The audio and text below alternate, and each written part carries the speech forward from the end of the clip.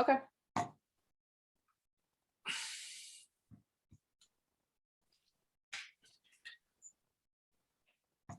Okay, hey, this is Greg at Solar States. Just want to take an hour today or a half hour today to talk about Solar 101 and also to check in on the state of renewable energy in the United States and in Pennsylvania, Southeast Pennsylvania. So who is Solar States? We are a locally owned and operated B Corp, which means that we have a social mission. We have Bill joining here. Been around since 2008. Hey, Bill, how's it going? We're just starting up here.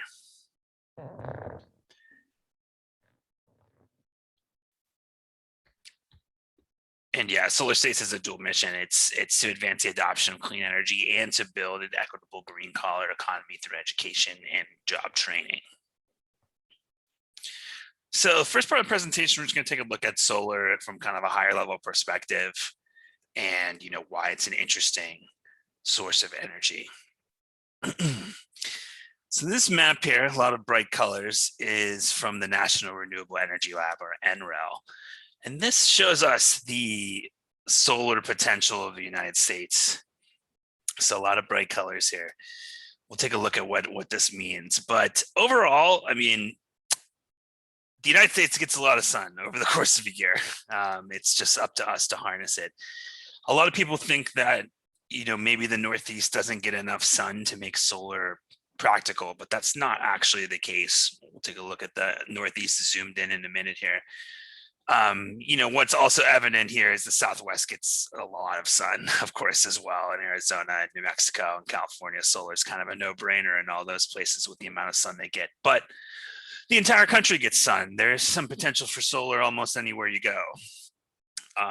There's a couple places that probably wouldn't work great, but for the vast majority of the country, it's pretty good. Alaska, maybe not so great, as you can see, but the rest of it is looking pretty good. Here's the Northeast zoomed in a little bit more.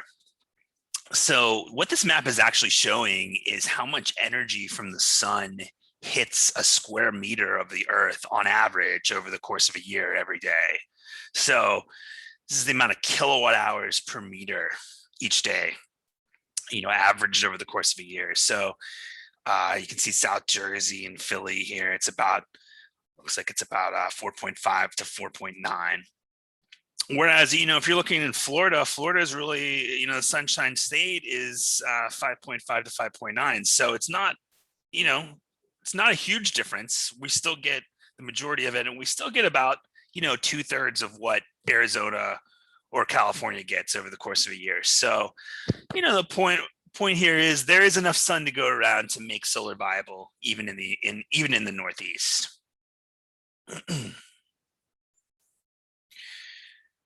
So just at a very basic level, how does the solar system work? It's pretty simple once you break it down. So you have solar panels, which they're made from some type of photovoltaic material, which means that a photovoltaic material is a material that generates electricity when it's exposed to sunlight. And many different types of material can be photovoltaic. Typically, solar panels are made from silicon. Probably 90% of them are made from silicon, and that's the photovoltaic material.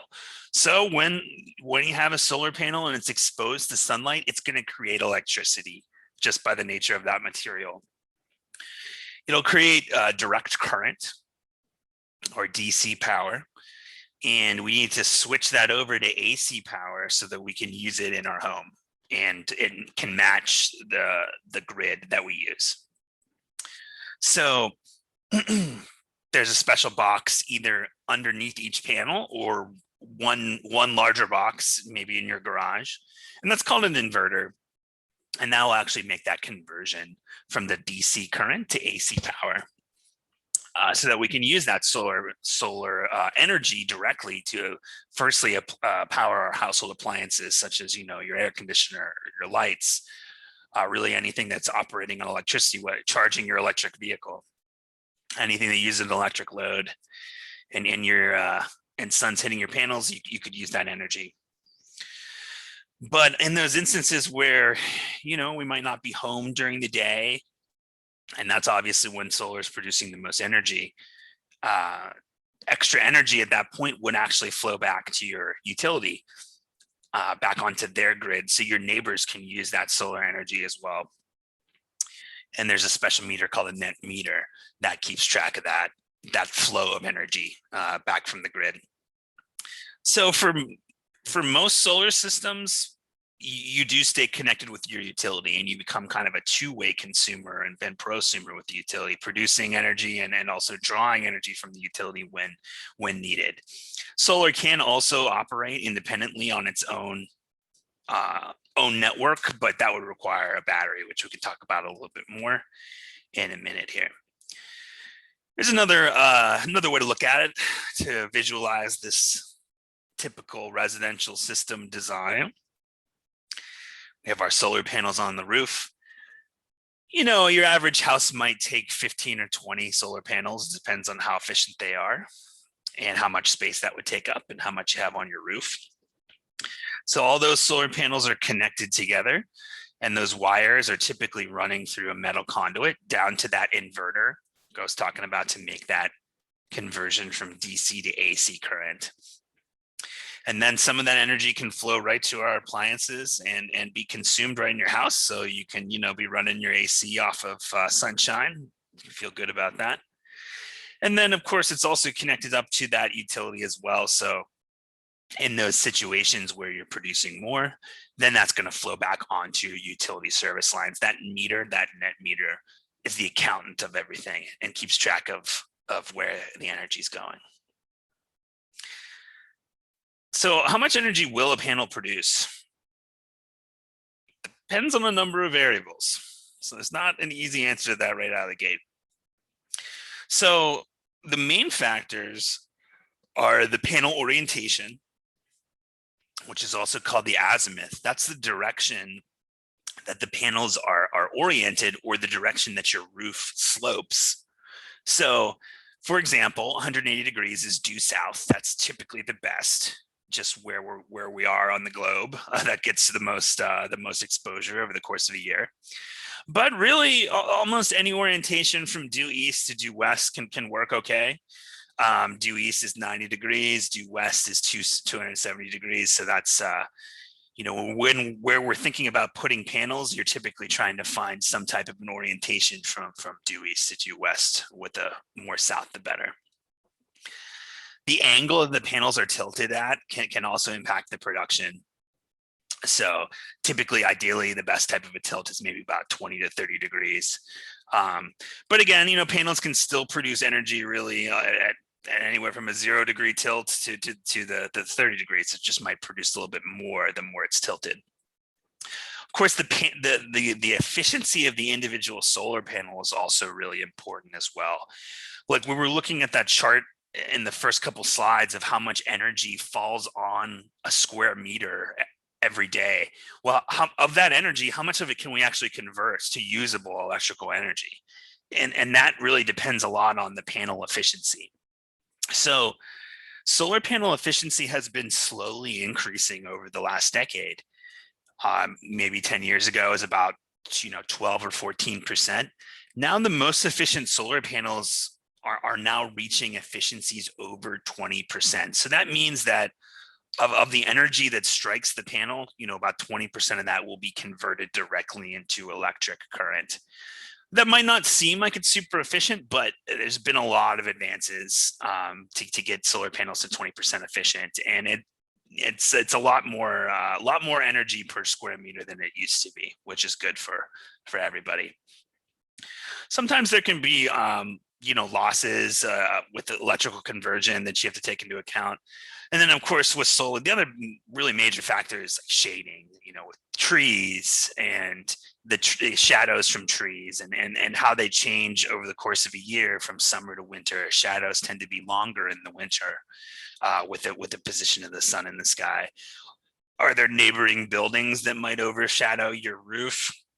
Are there obstructions on your roof like vents or air conditioners and things of that nature? So those are all kind of the things. There's many variables that go into, how much energy will you get out of a certain panel. So, solar installation companies estimate the best design, orientation, and annual energy production for any given property. Solar States does that with any clients that reach out to us. Additionally, modern design software helps us with these type of estimates. So we can take a look at a certain building and do like a 3D model to get a better sense of exactly how much energy you'll be getting from a solar panel at a certain angle. So, a common question is, do utilities buy solar power? Can you sell solar back to the utility? Well, sort of. So how it works is, on a sunny day, you're going to use the solar power that you generate to power loads in your home, like your air conditioner. But again, if in those situations when you're producing more power than you're using, the excess is going to flow back to the electric company. And many electric utilities in the Northeast, the majority of them, including PECO, credit you for extra electricity sent to them through a process called net metering. So net metering tends to be the base policy for solar. And that means that any kilowatt hour that you send to the utility, they give you a 1-to-1 credit for that kilowatt hour at the same rate that they charge for that kilowatt hour. So ideally, you would build up some of these net metering credits, maybe in months like April and May, and draw down on those credits later in the summer or in the year. It's kind of like cell phone minutes. So if you have more credits than you use during a year, there typically is a true update with the utility where they may compensate you for extra credits. But generally with solar, it typically makes sense to build a system just big enough to offset what you're using at your house rather than going too far over what you're actually using. So that's ideal. That's not always possible given how much energy you're using and the space in your roof, but that's some of the questions and solar installers are trying to answer is how much energy can they get out and how much energy are you using? But generally it makes sense to design a solar system to try to offset as close to 100% of your usage as possible. Net metering typically gives you 1-to-1 credit up to 100% of your usage. But if, sometimes if you generate more than your usage, you'll be compensated at a lower rate. So it typically just kind of makes sense to offset what you are using over the course of an entire year. But yeah, net metering is the base policy for a utility to credit you for solar. Here's just another visual way of looking at net metering. So this shows you the production of solar in green and how that changes over the course of the year. You're going to get your most solar production, of course, in the summer when the sun is higher in the sky and is more intense. So that's just more solar energy reaching your panels every day. Solar still does work in the winter. Solar panels work great in the cold, but there's just, there's less sun in the winter, there's more cloudy days. The sun is lower in the sky and is, out for less time. So you can see that the green bars represent the solar production.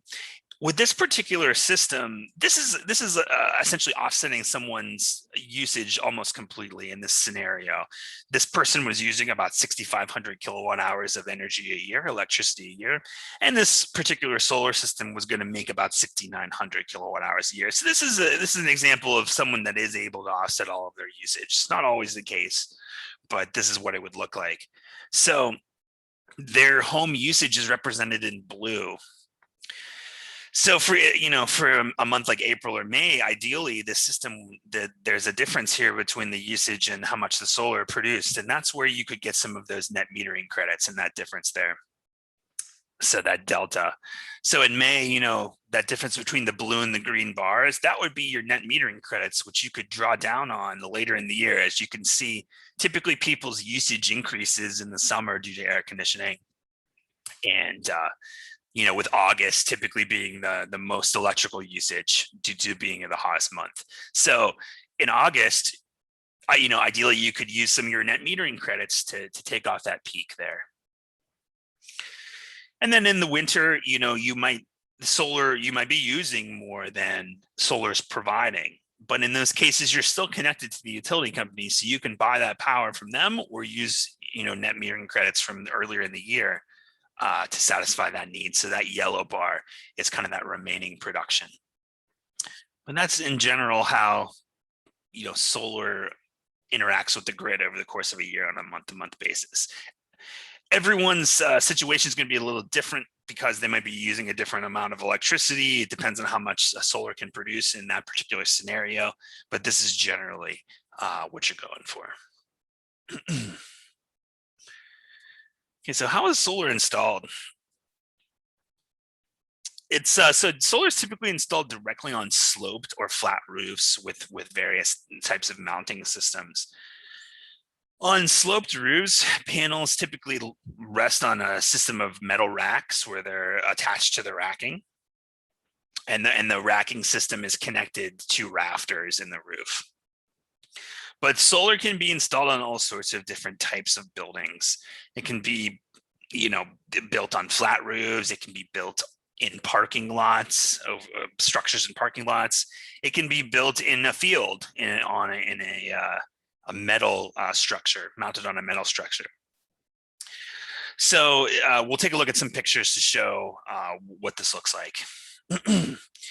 And then, typically wherever your solar system is mounted, you're going to run wires from the solar system, typically in a metal conduit or a metal pipe, taking that power from the solar system towards your main electric panel, where you typically connect that electricity in with your existing electrical system.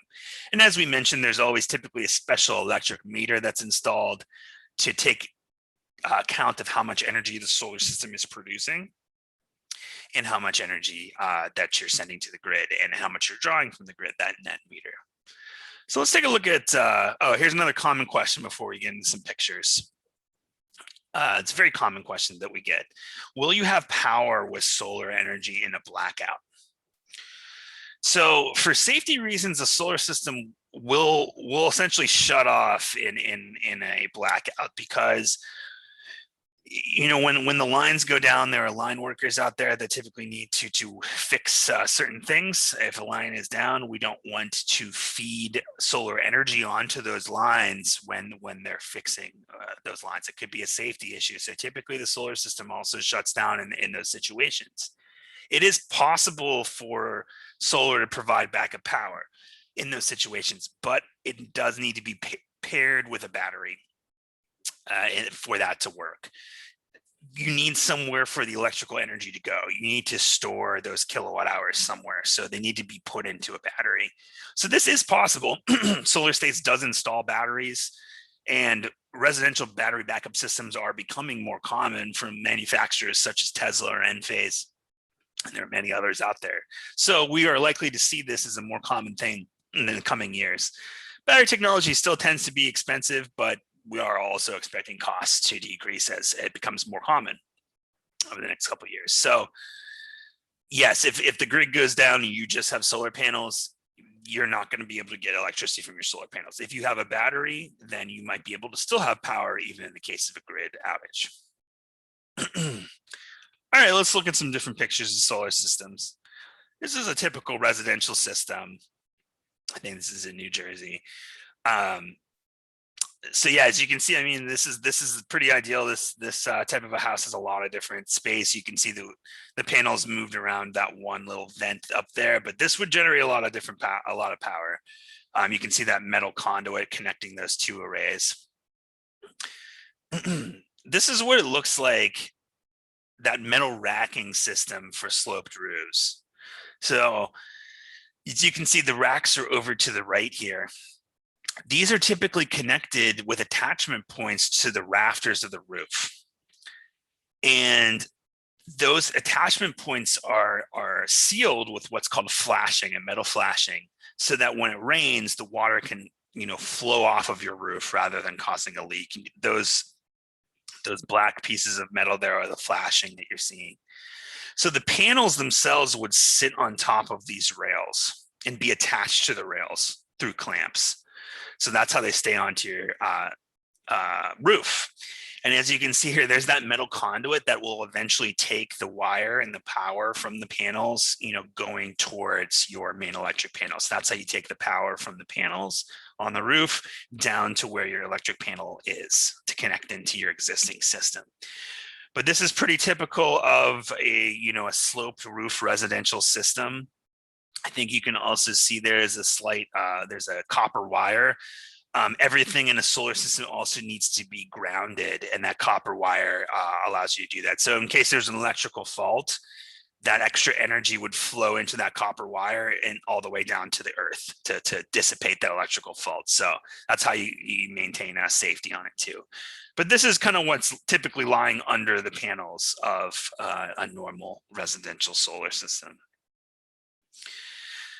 But, Solar States operates in Philadelphia, and we do all sorts of different types of installations. It's one of the cool things with solar is it can be adapted to different types of scenarios. So this shows kind of a custom built pergola, essentially, with solar panels on top.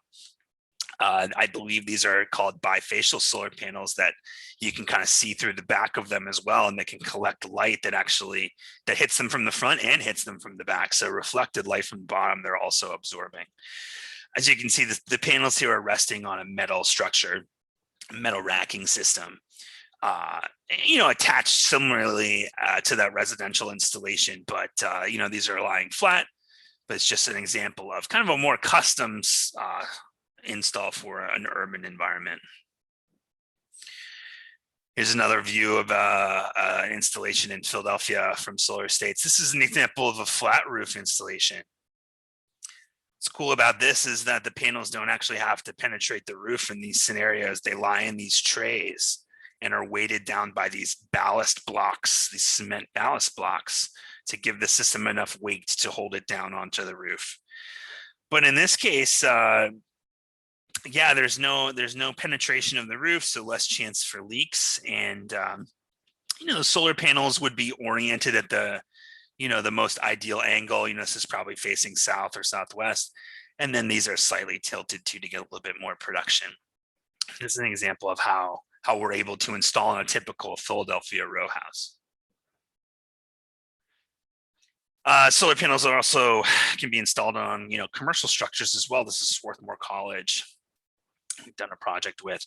So this is actually showing you two different types of solar energy in this picture. So these angled panels that you're seeing here, this is actually solar thermal, which is a little bit less common of a technology, but this would actually just warm water with the sun for showers and things of that nature, and you're using the sun's heat to warm the water rather than natural gas. So that's a solar thermal panel, and then it's combined with a PV or solar electric panel here.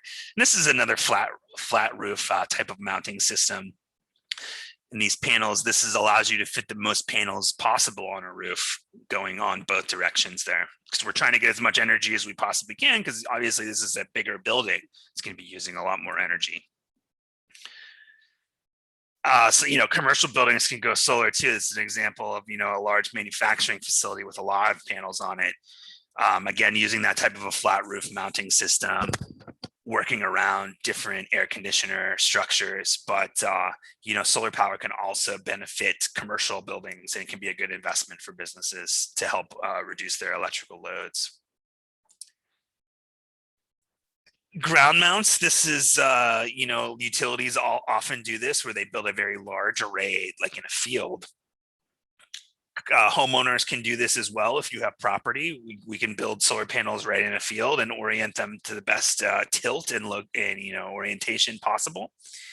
This is a pretty heavy duty ground mount that's with like cement attachments to the ground. Sometimes you can just drill metal poles into the ground to attach the system.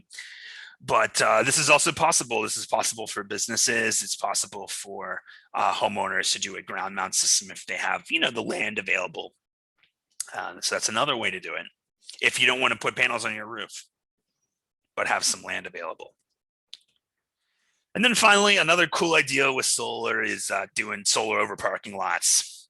The Eagles have massive solar arrays at the sports complex on parking lots. So it keeps your car cool when you're parked under there, and it also generates a lot of energy. This is a system that Solar States installed in King of Prussia area. As you can see, it's a lot of different panels, and this is also integrated with electric vehicle charging. So you can charge your electric vehicle right from the solar as you park there as well. So we know there's a lot of parking lots, it's a lot of open space. So this is taking space and using it for dual purpose to also generate renewable energy. Okay, so that was just kind of a rundown of the different ways to install solar. But what are some of the advantages of solar overall? So like we were saying, solar is modular. It's the most modular of renewable energy technologies, which is great because it can be built as small or large as needed. We'll build, 100 panel system, we'll build a 10 panel system. It depends on the area and what you're looking for, but it can be adapted to fit many different situations. And that's a great advantage of solar. Panels work great in cold and hot temperatures. Solar panels are low maintenance. Typically, Pennsylvania gets enough rain to keep solar panels clean from dust and debris. Though, you may need to have them washed every couple of years, but it's typically pretty low maintenance. Solar operates silently, and there are no moving parts to the system, meaning there's less things that could break. And there's not, some annoying noise in the background with solar, and it's silent. Solar panels are typically warranted for 25 years from their manufacturer, and real world data supports that they could operate to longer than that period as well. They lose a little bit of efficiency each year, somewhere between 0.3 to 0.6% typically efficiency each year. But they're designed to deal with the elements and to operate for many years. And then finally, another major advantage in maybe the last 5 years is that solar has been tightly integrated with information technology through inverter companies and things of that nature. So then we can now monitor our systems at a much more granular level detail. So you can log on online and say, okay, what did my system make today? What did it make this month, this year, and compare that to historical data. Also, if there's an issue with the system, if a panel's not producing, the monitoring technology would let you know about that as well. So it gives you insight into what's going on. But just to close up this part of the presentation, so what are some of the general considerations for going solar? So, firstly, it's kind of answering the questions, does your roof have enough space and get enough sun? Google has an interesting site called Project Sunroof where you can type in your address and there's a heat map where you can see if your roof gets a good amount of sun, which is pretty cool. So, typically it does make sense to reach out to a qualified solar installer such as Solar States because they would be able to give you a detailed economic analysis for your particular situation, taking into account some of those variables we talked about earlier, right? Space in your roof, the orientation, your specific electric usage. So that all those variables go into, is solar going to be a good investment for me? One of the major advantages for going solar right now is the federal tax credit, which is available this year, next year, and the year after that as well. So typically 26% of a system cost can be claimed as a tax credit, which is a great incentive. This does depend on your individual tax liability, which is best answered, if you have questions about that, through a tax professional to reach out to them to figure out what your particular liability is. But this is a major incentive of going solar. You may be able to get a decent chunk of the cost back through tax incentive that does exist and has been extended recently by Congress. Another important consideration is you definitely want to buy quality solar equipment that is going to last for a long time. That's warranted by the manufacturer. And you also want to work with a solar installer that backs up their work and through a workmanship warranty. So that's definitely something to look for. It's important to know, and this is another reason why it makes sense to work with well-vetted local installers, is any solar system must be installed with in compliance with local electrical codes, which can vary a bit from town to town. So your installer should work with that local utility in town to make sure whatever's getting installed matches whatever electrical codes they're enforcing in your area. And then it's also important to remember to add your solar system to your homeowner's insurance if you do go solar, just to protect against natural disasters. If there was a fire or something like that, you'd want to make sure that your solar system is also covered by your homeowner's insurance. But overall, going solar can be a great investment, a great long-term investment, and a very powerful environmental action, direct environmental action to take. So that kind of concludes the first part here of Solar 101. I don't have a lot of folks in the meeting at the moment for questions, but that's okay. We'll move along to the second part.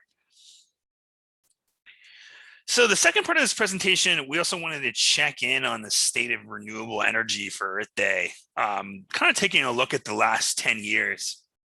And, what type of progress have we made on renewables? Where do things stand? It's hard to tell sometimes. So in this next section, I'm going to be reviewing some data from a recent report called Halfway to Zero. And this was recently authored by the Berkeley National Laboratory, which studies renewable energy and for the government and releases public-facing reports as well. So a lot of their data here that we're going to look at, it's comparing what actually happened over the last 20 years versus what could have been the case if things just continued as business as usual from 2005. Luckily, there's some good news on what actually happened. So let's take a look at some of this data. Okay, so this first chart here, this shows you the amount of CO2 emissions. I believe this is millions of metric tons a year, which is a lot. This shows you the CO2 emissions from the electric power sector. This is power plants, this is coal plants, natural gas plants, renewable energy, etc. How much CO2 do these emit every year in the United States? So back in 2005, it was about 2,500 million metric tons. So if we had continued on our current path from there without efficiency or renewable energy, we could have been at almost 3,000 million metric tons of CO2 by 2020. That's not exactly what's happened. So what's actually happened is we've seen a steady decline in the carbon emissions from the electric sector, a pretty substantial one. So now we're almost at about 1,500 million metric tons rather than 2,500 back in 2005. And it's also important to remember, this is also with substantial population growth. So this is going down even in the face of that, which, people back then thought, well, if there's going to be all this many more people, then we're certainly going to be using more energy, but that's actually not been the case. So compared to, the business as usual scenario, we're actually 50% below what we thought we were going to be, and that's directly due to the influence of renewable energy efficiency and things of that nature. So we've been seeing this steady trend going down, and we'll see if we can continue that. This is showing just the electrical generation by type, comparing 2005 to 2020. And comparing it to that 2020 projection business as usual scenario. So on the left, you have the state of the world in 2005. The majority of electric generation was coming from coal. This is in billion kilowatt hours. That's about 2,000 billion kilowatt hours from coal back in 2005. Renewable energy, mostly from hydropower back then, was at about 358. And we also have nuclear power, oil, petroleum, and natural gas in the light blue. If we had continued on our current path and nothing had changed, we would have been looking at a much larger use of fossil fuels in 2020 and a higher demand for energy. But this is how it actually turned out in 2020 on the right side.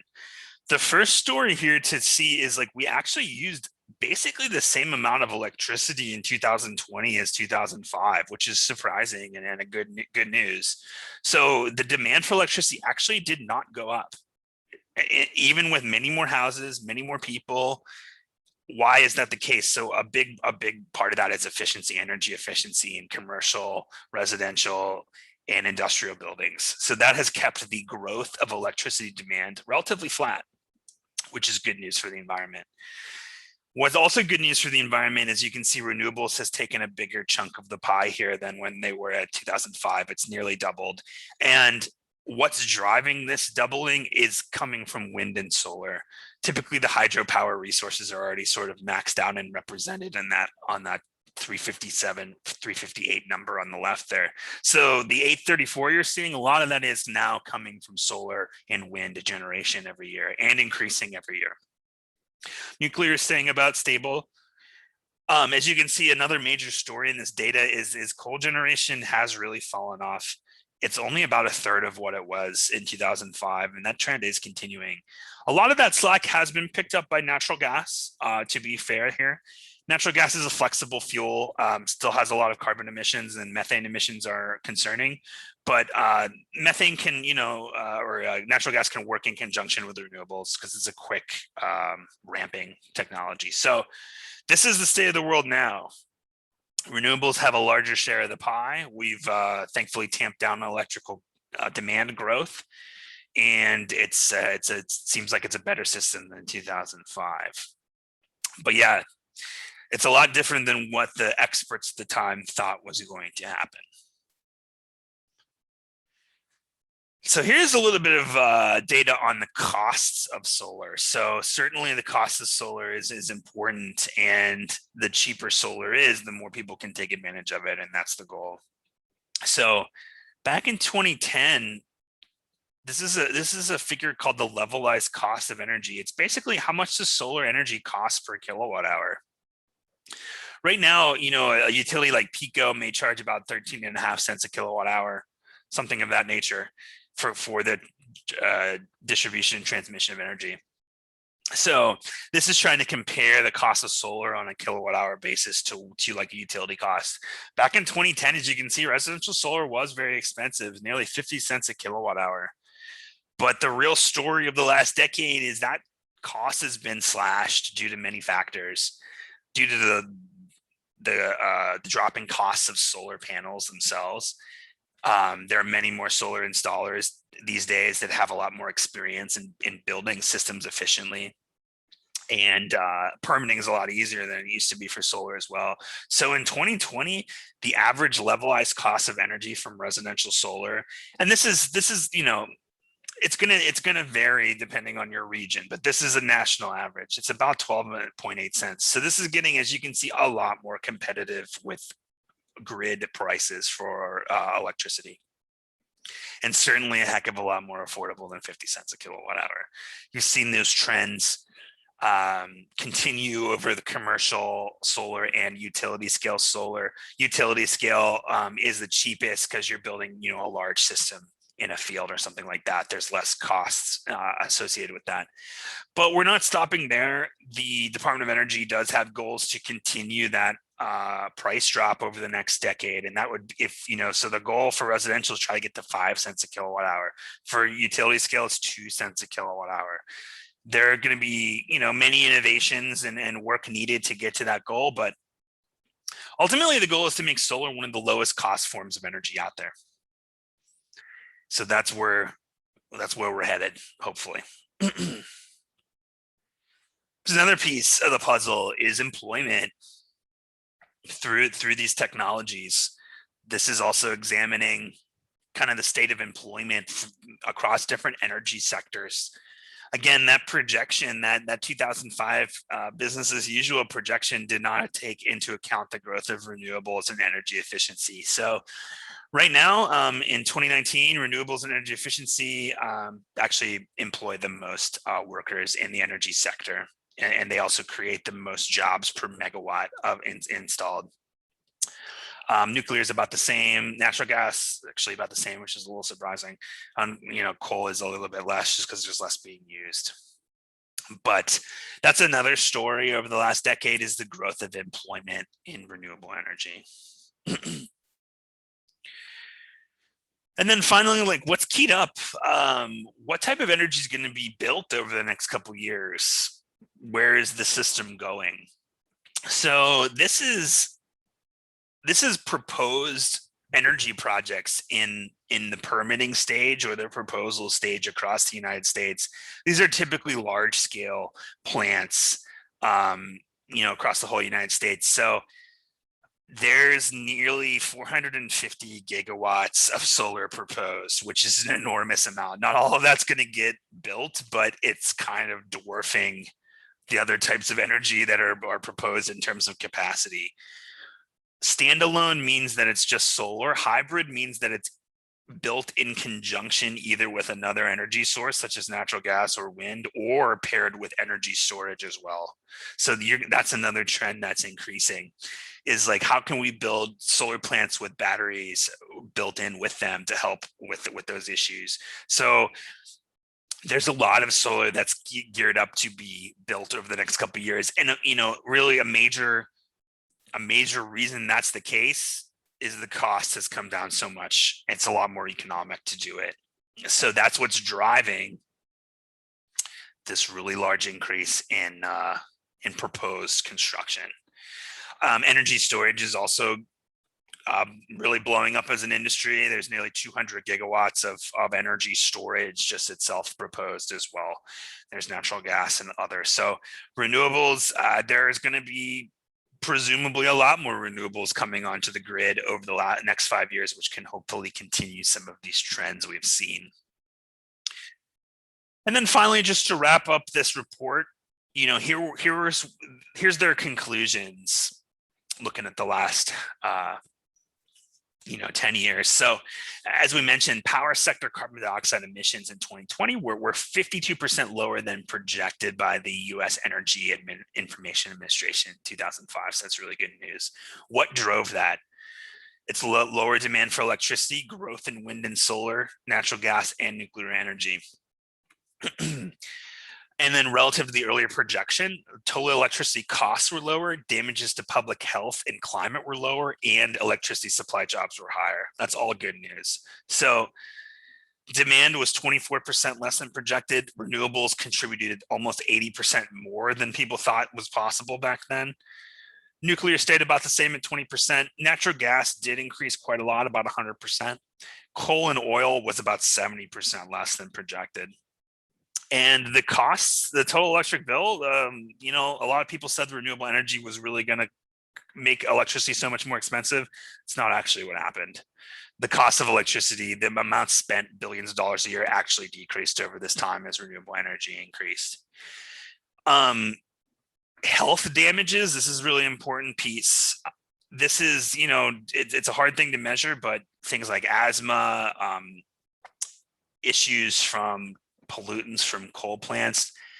The reason this went down so much, this was a 92% decrease, which is really good news for people's health and the bottom line, is with so many coal plants closing, there's a lot less on nitrate or NOx and SOx, NOx and SOx pollution from those plants, which cause really negative health consequences. Since there was so much less of that pollution, those health damages also went down a lot during that time.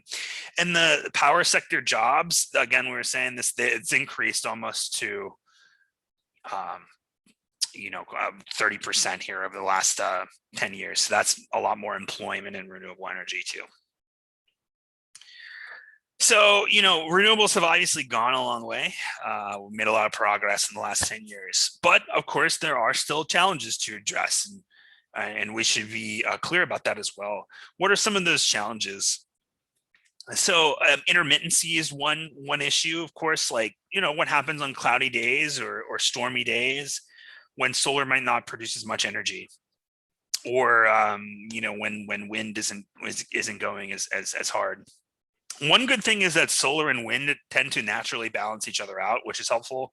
Wind tends to be stronger at night, solar stronger in the day.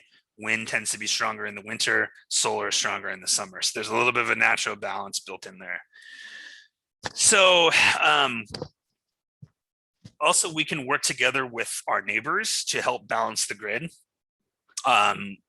There's an organization I'll talk about a little bit more here called PJM. They're the regional grid operator. They're, I believe, located in either Chester or Montgomery County outside of Philly. They their whole job is to keep the grid balanced. So every day they look at how much energy they need, where is it coming from? Do we need to get more energy from New York or New England or Canada? And figuring that equation out. With the increase of renewables, that does become a little bit more complex, but we can also bring, technology to bear on that. So yeah, some of the other challenges, like how can solar integrate with other technologies? How do we balance out that seasonal production loss of less solar in the winter and less wind in the summer? How can our grid handle the renewable energy? Sometimes, like our grid, the electric grid's been around for 100 years. It needs a lot of upgrades and a lot of investment to bring new technology onto it. How do we pay for those grid upgrades? And then another major issue is ensuring an equitable transition. How can all citizens benefit from renewable energy equally when some folks might be locked out from these technologies? So how do we ensure that the benefits of these technologies are distributed across our society? It's just another, just on that regional grid operator. Here's PJM's tweet. They tweet this out every day. This is how many megawatts of power they are expecting that this region is going to need, and when is it going to peak, and how much capacity have they scheduled for the day. So that's their job, is to kind of keep that grid up and running and figuring out how to put all those pieces together, from the solar farms, the wind farms, natural gas, nuclear plants, hydropower from Canada. They balance it all out. And then some new solutions on the horizon. There's some new exciting technology as well. So one interesting idea that Europe is looking into, and there are some pilot projects in the United States, is the idea of renewable gas or hydrogen. So in instances where, say, a wind farm was producing more energy than you could use, maybe you could use some of that extra electricity to create hydrogen gas and store that gas to use it almost as like a battery source later. So that's one idea. This idea could also utilize existing natural gas infrastructure. Of course, we want to expand energy storage, more batteries for homeowners, for businesses, for utilities, to store energy, store that renewable energy wherever we can, so we can use it when we need it. Another good idea is better connections among regional grids, so that we can move renewable power around the country. The United States is a gigantic country, and typically, there'll be some area of the United States that's producing a lot of renewable energy at any given time. How can we move that energy around the country more effectively? Of course, we want to continue to expand solar and wind production, just so we have more renewable energy to go around. We want to find better ways to work with utilities, make sure that they're partners in any transition.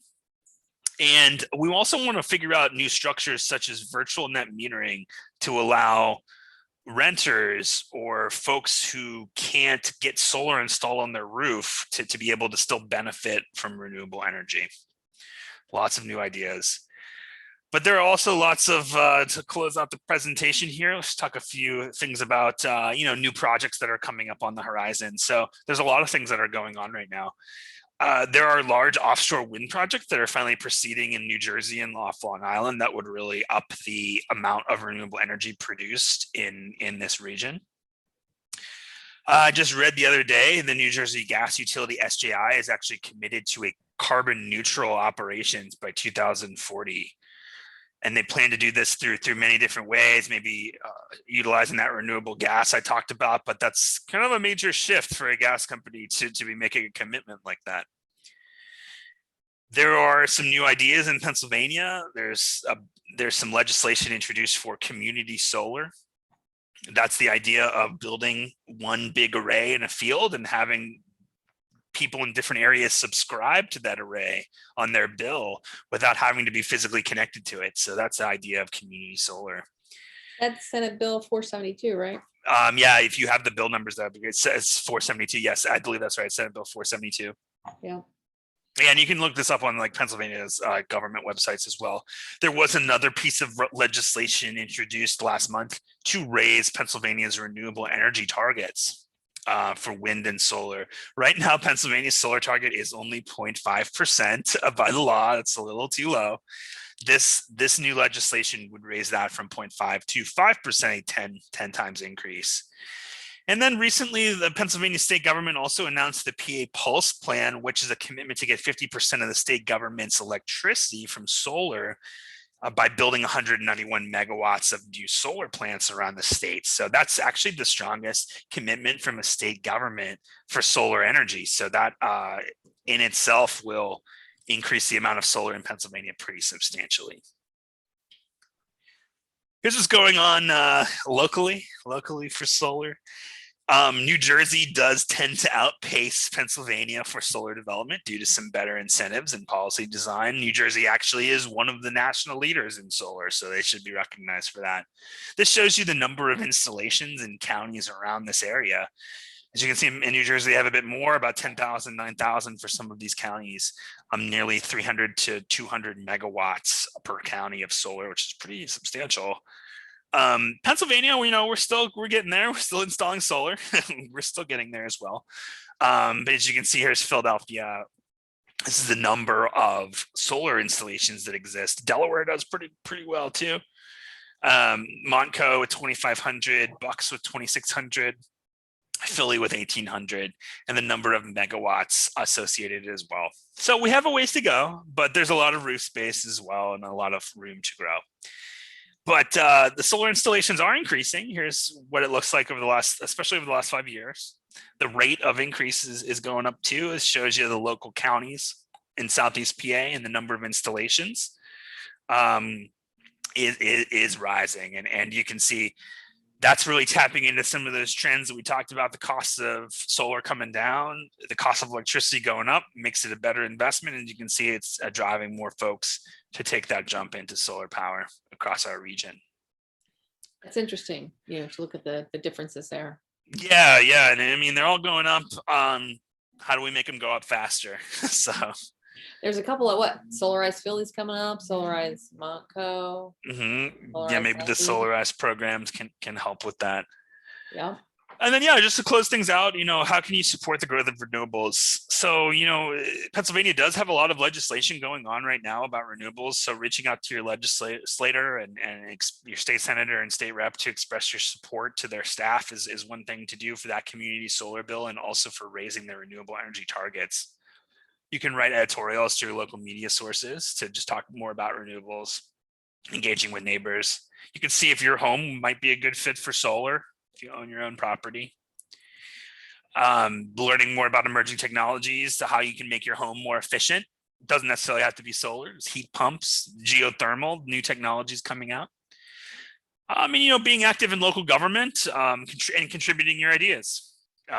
This type of a transition really takes the entire society working together, and everybody's ideas are important and valid. Just happy Earth Day from Solar States here to close this out. Hopefully we have a productive year of additional renewable energy. If you want to check out more about our work, check out our YouTube channel. We post a lot of videos there on what we're up to and interviews with our staff. And you could also visit solar-states.com to learn more about our company. So thanks for anybody listening to this presentation, and I'm going to wrap things up here. Thanks, Greg. Happy Earth Day. Happy Earth Day, Athena. Stop share.